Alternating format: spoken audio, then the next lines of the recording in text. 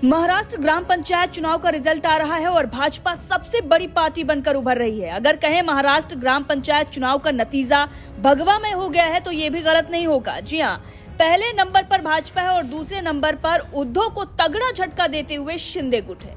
तो वहीं एनसीपी और उद्धव गुट में तीसरे नंबर के लिए कांटे की टक्कर जारी है। फिलहाल उद्धव ठाकरे गुट जो है वो तीसरे नंबर पर है और एनसीपी नंबर 4 पर है। वहीं भारत जोड़ो यात्रा निकालने वाले राहुल गांधी की पार्टी कांग्रेस सबसे पीछे यानी कि 5वें नंबर पर है। बड़ी पार्टियों में कांग्रेस पीछे से नंबर 1 पर है। भाजपा के वरिष्ठ नेता और महाराष्ट्र के उप मुख्यमंत्री ने पहले ही अपने पदाधिकारियों को यह भरोसा दे दिया था कि भाजपा नंबर 1 पार्टी बनकर उभरेगी और ठीक वैसा ही हुआ है। 7,530 ग्राम पंचायत सीटों में से भाजपा 3500 प्लस सीटें जीतती नजर आ रही है, तो वहीं शिंदे गुट भी 1000 प्लस के करीब है। बाकी जो पार्टियां हैं वो इसके पीछे चल रही हैं। अब ये जो आंकड़े सामने आ रहे हैं इससे ये साफ हो जा रहा है, जो कहा जाता था कि भाजपा को कि महाराष्ट्र में भाजपा सिटी पार्टी है, भाजपा वो उस छवि को खत्म करते हुए ग्रामीण इलाकों में भी अपनी पकड़ जो है वो मजबूत कर रही है। और ये आने वाले दिनों में सिर्फ विधानसभा चुनाव में नहीं, भाजपा को इसका फायदा लोकसभा चुनाव में भी मिलेगा।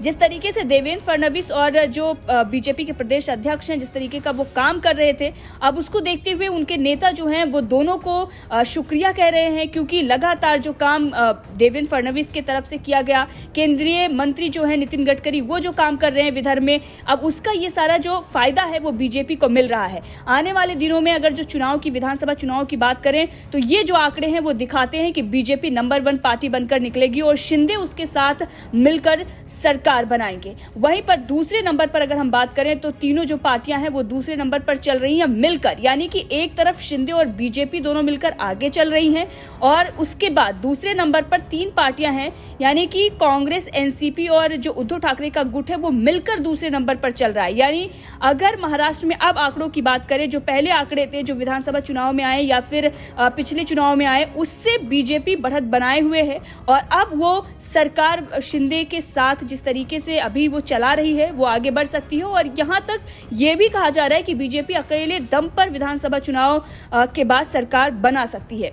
इसके साथ ही आपको बता दें कि जो मौजूदा आंकड़े हैं उसको देखा जाए तो भाजपा और शिंदे गुट की बढ़त देखकर ये साफ हो गया है कि उद्धव ठाकरे, संजय राउत ने एनसीपी और कांग्रेस के साथ जो शिंदे सरकार के विरोध में यात्रा निकाली थी वो पूरी तरीके से फुस हो गई है। आदित्य ठाकरे और उद्धव ठाकरे द्वारा जो राज्य भर में यात्रा निकाली गई उससे कोई विशेष फायदा नहीं मिला है। वहीं इस परिणाम ने यह भी साबित कर दिया है कि उद्धव से ज्यादा लोगों ने शिंदे को पसंद किया है। अब ऐसे में उद्धव ठाकरे के गुट के द्वारा जो शिंदे को गद्दार कहकर बुलाया जाता था उसका लाभ तो नहीं मिला है, लेकिन हाँ, नुकसान उद्धव ठाकरे को जरूर हो गया है। वहीं इस परिणाम से पहले ही देवेंद्र फडणवीस का बयान आया था जिसका जिक्र मैंने पहले ही किया था।